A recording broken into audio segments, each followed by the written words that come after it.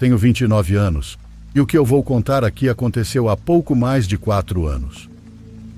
Sempre fui uma pessoa sensível, aberta ao espiritual, mas também muito pé no chão. Acredito em energia, em coisas que não se explicam, mas nunca fui de exagerar nas histórias. Até essa. Minha avó materna, Dona Elisá, era uma mulher forte, reservada e muito supersticiosa. Ela tinha uma coleção de objetos antigos, mas o mais marcante sempre foi uma boneca de porcelana que ela mantinha presa dentro de uma estante de vidro, no canto da sala. Era uma daquelas bonecas bem tradicionais, pele branca demais, vestido azul de renda, olhos de vidro meio esverdeados e um cabelo castanho escuro preso em tranças. Tinha uma expressão estranha. Não era um sorriso nem um rosto neutro. Parecia mais uma cara séria demais para ser de brinquedo. Quando eu era criança, aquela boneca me deixava morrendo de medo. Sempre tive a sensação de que ela olhava de volta, e várias vezes sonhei com ela andando pela casa, mesmo que de verdade ela nunca tenha saído daquele armário. Minha avó dizia que tinha ganhado de uma tia de Blumenau quando era pequena e que a boneca devia ser respeitada. Nunca brincávamos com ela. Depois que minha avó faleceu por conta do Covid, minha mãe não quis ficar com quase nada do que era dela. Mas eu, por algum motivo que nem sei explicar, pedi para ficar com a boneca. Acho que foi uma mistura de carinho e curiosidade. Mesmo achando ela estranha, era algo que me lembrava da minha infância e da figura forte da minha avó. Levei a boneca para casa e deixei ela no quarto de hóspedes, em cima da cômoda. Na primeira noite eu vi. Estava indo dormir, apaguei a luz do corredor e quando passei pela porta entreaberta do quarto de hóspedes, juro que vi a cabeça da boneca virar. Foi coisa de um segundo no canto do olho. Voltei, acendi a luz e, claro, ela estava no mesmo lugar, virada para o mesmo lado. Tentei não pensar muito para não me assustar demais. 2 dias depois estava configurando um celular novo, quando ouvi um barulho no chão. Fui até o quarto e encontrei a boneca caída, longe da cômoda. Não tinha vento, não tinha janela aberta e ela era pesada. Não dava para simplesmente cair daquele jeito. Coloquei ela de volta e fechei a porta. Na semana seguinte, minha mãe veio me visitar. Estávamos na sala tomando café e quando ela olhou para a parede ficou branca. A boneca estava em pé, encostada no pé do móvel, bem embaixo do retrato da minha avó. Eu tinha deixado ela no quarto. Tranquei a porta. Tenho certeza disso. Minha mãe saiu da casa naquele dia dizendo que não voltava enquanto a boneca estivesse aqui. Eu ainda resistia a tudo isso. Achava que era só algum tipo de manifestação leve, talvez algo que minha avó soubesse desde sempre. A boneca de algum jeito era parte da memória dela. Eu sentia isso e também achava que por mais que ela se mexesse, nunca faria nada de ruim. Até que numa tarde eu saí do banho e senti cheiro de queimado. Corri para a sala e vi meu aparelho de som em chamas. Um dos alto-falantes estava derretendo e o fio pegando fogo. Consegui apagar antes que se alastrasse, mas o mais estranho foi ver ali no tapete, do outro lado da sala, a boneca. Eu tinha deixado ela no quarto, dentro de uma caixa. Aquilo foi a gota d'água. Não era mais só perturbação, era perigoso. Aquilo podia ter incendiado a casa inteira. Naquela noite, coloquei a boneca dentro de um saco de pano, levei para o quintal e queimei ela inteira. Enquanto o plástico e a porcelana estouravam, eu senti um alívio enorme, como se algo tivesse sido arrancado de dentro da casa. Desde então, nunca mais senti nada. Nenhum barulho estranho, nenhuma presença e nenhuma movimentação.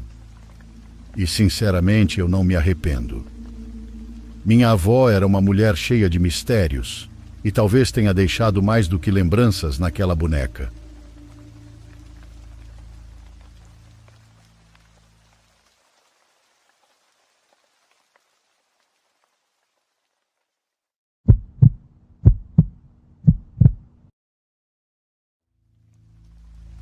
Me chamo Bento e meu sítiozinho, onde estou sentado agora mesmo, nem sempre foi tão silencioso.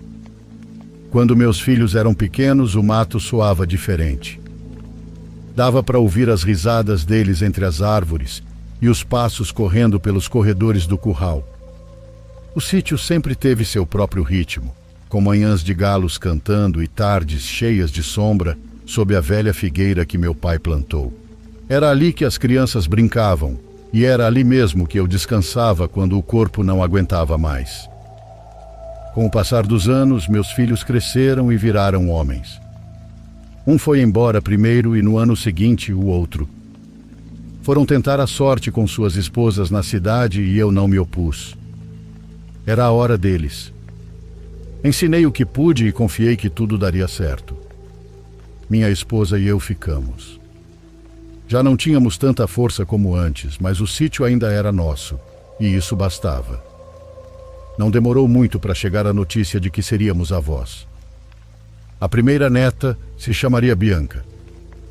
Só de ouvir o nome eu já queria vê-la. Lembro da primeira vez que a trouxeram aqui. Tinha uns olhos enormes e um sorrisinho colado na alma. Desde muito pequena era esperta. Observava tudo, tocava tudo e perguntava sobre tudo. Tinha aquela curiosidade boa que faz a gente querer ensinar tudo que sabe. Ela passou parte da infância aqui entre o pó da estrada e as pedras que brilhavam ao sol, brincando com os cachorros e gatos. Era risonha e incansável. O riso dela era como um sininho tocando em qualquer canto. Minha esposa fazia vestidos para ela com retalhos guardados numa gaveta de madeira e cozinhava tudo que ela gostava. E eu a levava ao rio. Subia ela no burro e dávamos voltas enquanto ela gritava que era uma cavaleira. Nunca dissemos em voz alta, mas nós dois sabíamos que aquela menina mudou nossas vidas. Algo despertou dentro da gente um jeito de amar que nem com nossos próprios filhos tínhamos sentido. E não falo isso com culpa, falo porque é verdade. Quando a levavam de volta para a cidade, sentíamos um vazio, pois o lugar voltava a ficar mais silencioso. Mas eles nunca nos abandonaram, então os pais dela sempre a traziam. Às vezes só passavam o dia, outras vezes ela ficava o fim de semana. Ela pedia isso, pois dizia que aqui tinha sonhos bons. Que nós éramos como seus segundos pais. E nos olhava com aquela carinha séria que fazia quando dizia coisas importantes. Sempre nos procurava e sempre nos abraçava forte. Com o tempo vieram outros netos, todos lindos e cada um com seu jeitinho. E tratamos todos com o mesmo amor. Mas o que sentíamos por Bianca era diferente. Talvez por ser a primeira, ou talvez porque desde pequena ela segurou nossa mão de um jeito que ninguém mais segurou. Quando fez 10 anos, começamos a construir um quartinho para ela aqui mesmo. Ela escolhia as cores, desenhava em folhas como queria a porta e onde queria colocar suas coisas. A cada visita colocávamos um tijolo novo ou pregávamos uma tábua. Era com calma, porque era o projeto dela. O cantinho dela. Dizia que quando crescesse viria passar um mês inteiro com a gente e que ia colocar a cama perto da janela para ver as estrelas. Era a neta que mais vinha e a que mais nos procurava. E a gente sentia isso. A presença dela mudava o ambiente e fazia o sítio parecer mais vivo. Nunca pensamos que íamos perdê-la. Ninguém imagina essas coisas. Nem considera possível porque há pessoas que parecem que vieram para ficar. E Bianca era uma dessas.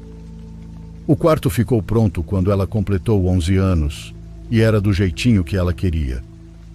Com paredes cor lavanda e uma janelinha por onde entrava a luz do amanhecer. Colocamos uma cama de madeira que meu compadre trouxe da cidade e umas prateleiras onde ela colocava seus cadernos, desenhos e pedrinhas que recolhia do rio. Aquele quarto era o cantinho dela, o espaço dela e o seu lugar no mundo. Sempre que vinha, entrava direto no quartinho e ficava lá um pouco deitada no chão gelado. Dizia que já tinha o cheiro dela e que gostava da sensação daquele lugar. Mas também dizia que de noite tinha um pouco de medo de dormir sozinha, então minha esposa dormia com ela. Colocava um cobertor a mais e contava histórias até que pegasse no sono. Às vezes eu ouvia as duas conversando baixinho no outro quarto, como se trocassem segredos. E meu peito se enchia de uma coisa tão boa, porque quando a gente envelhece é só isso que queremos. Bianca se tornou muito próxima de nós. Não só como neta, mas como uma companheira e parte da casa. Aos 14 anos já sabia cavalgar direitinho, e aquilo fazia parte da vida dela. E não era incomum, porque aqui as crianças aprendem desde cedo. Alguns mal sabem andar e já estão em cima do cavalo. Assim foi com meus filhos, e assim foi com ela. E eu me sentia tranquilo porque ela era cuidadosa. Sabia por onde andar e não ia longe demais. Às vezes pedia o cavalo só para dar uma volta, trançava o cabelo, colocava o chapéu e dizia que era só um instante. E eu emprestava sem pensar muito. Era o jeito dela se sentir livre e respirar o ar do campo. Ela gostava muito de ir para os lados da plantação, rodear o riacho e ver as nuvens. Mas teve uma tarde que não foi como as outras. Faltavam quase 3 meses para a festa de 15 anos dela. Estava tudo planejado e o vestido já tinha sido encomendado. Ela mesma escolheu a cor, e eu já imaginava ela entrando com um vestido longo, de braço dado com o pai. Naquela tarde me pediu o cavalo, como sempre, e a vi se afastando pelo caminho. Lembro bem do cabelo dela e do riso quando o cavalo começou a trotar. Foi uma imagem tão viva que ainda tenho aqui, na cabeça, como se tivesse acontecido ontem. Depois me sentei com minha esposa para tomar café e conversamos um pouco. O sol começou a cair e, de repente, percebi que já eram quase 6 horas. Ela não tinha voltado. No começo não me preocupei, pois talvez tivesse se distraído no rio, coisa que fazia bastante. Mas deu 7 horas e nada, então saímos para procurar. Caminhamos pelos trilhos chamando o nome dela. A luz foi sumindo e a cada minuto o coração apertava mais. Encontramos ela quase sem enxergar mais nada, caída sobre uma pedra e com o cavalo solto mais adiante. O corpo não se movia e a pele estava fria. Não havia mais o que dizer. Bianca tinha perdido a vida. Assim, de repente, sem aviso, sem explicação, e 3 meses antes da sua festa de 15 anos. Quando a vi caída ali, o ar sumiu dos meus pulmões. Corri, mas meu corpo não se mexia e senti como se minhas mãos não fossem minhas. Me ajoelhei ao lado dela e toquei sua pele fria. Falei com ela, mas não respondeu. Gritei o nome dela várias vezes, mas nada. Pernas tremiam, mas a ergui. Peguei nos braços como quando era pequena e adormecia depois de correr o dia todo. Carreguei como pude e comecei a andar de volta para o sítio. Chorava sem parar, pedindo a Deus que a salvasse. Supliquei para que não a levasse, que não fizesse isso com a gente, que deixasse a gente com ela só mais um pouco. Senti que os joelhos iam estourar a cada passo, mas não liguei, pois tinha que chegar mesmo sabendo lá no fundo que não havia mais o que fazer. O peso nos meus braços era estranho. Não era como quando a colocava nos ombros ou a balançava na rede. Era um peso que não fazia sentido. Como se meu corpo inteiro recusasse aceitar o que estava acontecendo. Mas eu não a soltei, dizendo que faltava pouco para a festa, que o vestido estava pronto e que todos queriam vê-la dançar. Falava baixinho, falava alto e implorava aos céus que a devolvesse. Rogava pelo amor de Deus que não fosse embora, que ainda era uma criança e que era nossa menina. Eu chorava como nunca tinha chorado. Não conseguia parar. Meu peito doía, minha garganta se fechava e minhas mãos tremiam tanto que mal conseguia segurá-la. Cada passo era mais difícil. O caminho parecia eterno, e mesmo assim eu não parei, porque sentia que se a soltasse, eu também ia desmoronar. A abracei forte, encostei o rosto no meu peito como quando ela era bebê e tinha medo dos trovões. Disse a ela que tudo ia ficar bem, mesmo sabendo que era mentira. Minha mulher me viu chegar de longe, caiu de joelhos no chão e começou a orar. Eu não conseguia falar, só seguia caminhando, e quando cheguei na minha esposa, ela desabou. O sítio ficou em silêncio, como se até as árvores e os animais soubessem que algo muito grande tinha se quebrado para sempre. O que eu ia dizer ao meu filho? Como explicaria que perdi o que eu tinha de mais valioso? E naquele dia não perdemos apenas nossa neta. Naquele dia foi embora uma parte de nós que nunca mais voltou e que até hoje eu não entendo por quê. O golpe foi duro para todos. Nas redondezas a notícia se espalhou rápido, já que minha neta era querida por todos. Muitos a conheciam. A tinham visto correr pelo mercado ou andar a cavalo pelos caminhos. Até as professoras choraram quando souberam. Mas para nós a dor era 1000 vezes pior. Era como se uma parte de nós tivesse sido apagado. Não contei a ninguém, mas sentia como se tudo fosse culpa minha por ter emprestado o cavalo a ela, por não ter ido com ela e por ter achado que tudo ia ficar bem como sempre. À noite me deitava no quarto dela. A cama era pequena e mal cabíamos eu e minha esposa, mas lá ficávamos os dois em silêncio.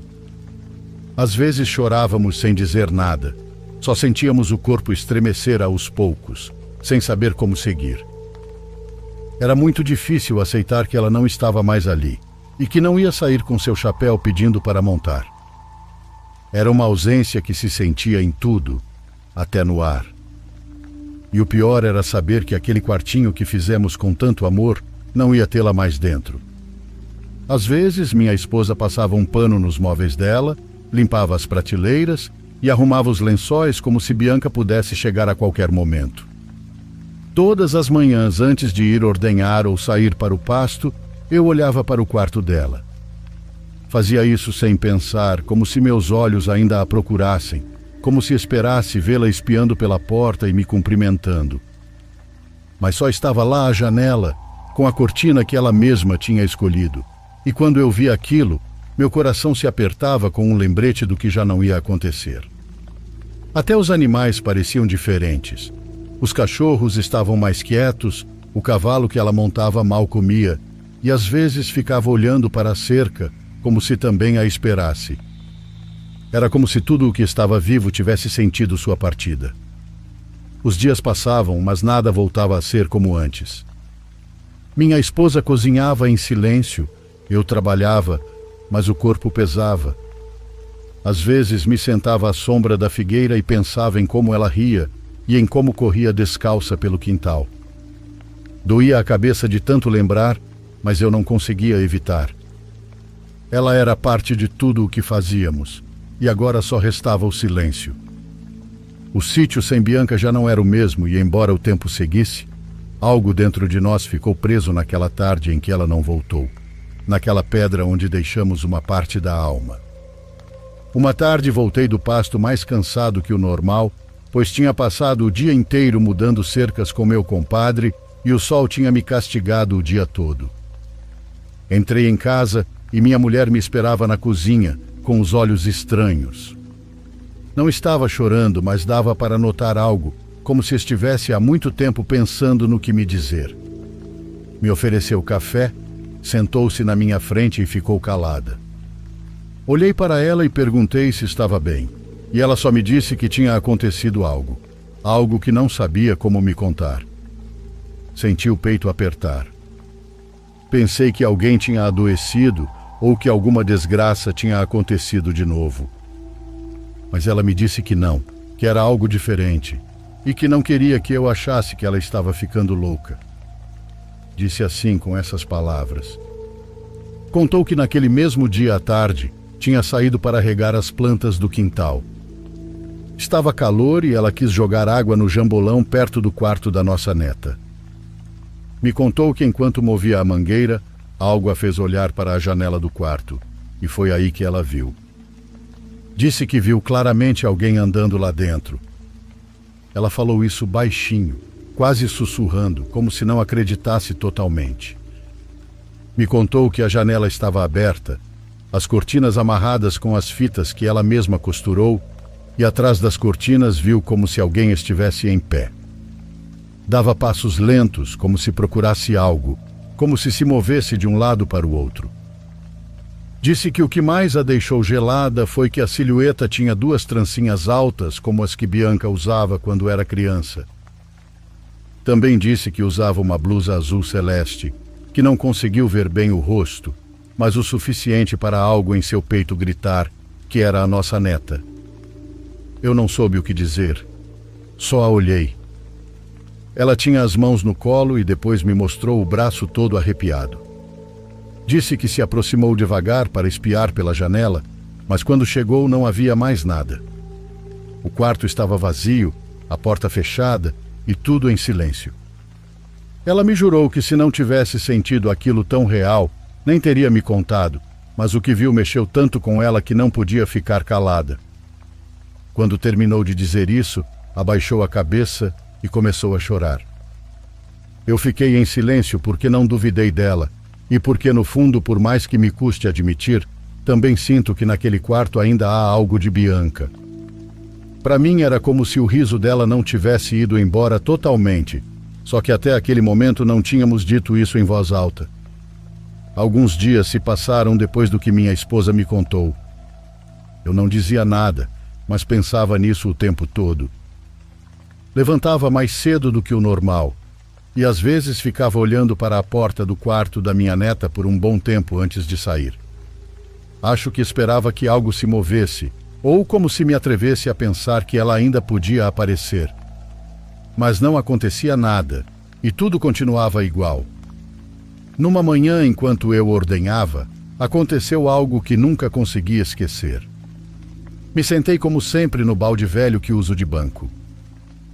Aquele balde já estava torto de tanto uso, mas me ajeitei e as vacas já estavam acostumadas ao meu ritmo.